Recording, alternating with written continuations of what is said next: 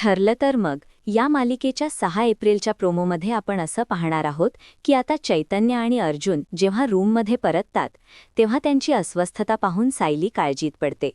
ते विचारते, काय झालं? तुम्ही डॉक्टर विचारेकडे गेला होतात ना? तिथे नेमकं काय घडलं? त्यावर अर्जुन अतिशय आत्मविश्वासाने सांगतो की ज्या गोष्टीसाठी ते तिथे गेले होते त्यात त्यांना यश मिळालं आहे. तो म्हणतो, फायनली हे सॅम्पल आमच्या हाताला लागलं आहे. हे ऐकून सायलीच्या मनात धाकधूक सुरू होते. ती विचारते की हा केसाचा नमुना खरंच तन्वीचा असेल का?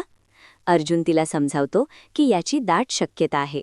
शिवाय प्रिया तिथे DNA सॅम्पल बदलण्यासाठी गेली होती याचा आणखी एक ठोस पुरावा आता त्यांच्या हाती लागला आहे. दुसरीकडे प्रताप बँक मॅनेजरला भेटून अस्मिताचं अकाउंट काही दिवसांसाठी फ्रीज करण्याची विनंती करत असतो. प्रताप आणि मॅनेजर यांच्यातील हे संभाषण आणि व्यवहार सचिन गुपचूप आपल्या कॅमेऱ्यात कैद करतो. सचिन मनातल्या मनात म्हणतो, हा पुरावा आता मी अस्मिताला दाखवीन. मग ती स्वतःच्या वडिलांना याचा जाब विचारेल आणि त्यांना तिचं अकाउंट पुन्हा सुरू करावाच लागेल.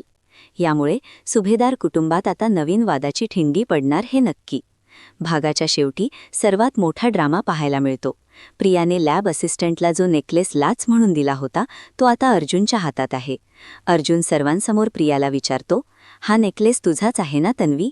कल्पनाही तो नेकलेस ओळखून सांगते की हा तर तोच दागिना आहे जो पूर्णा आजींनी तन्वीला दिला होता.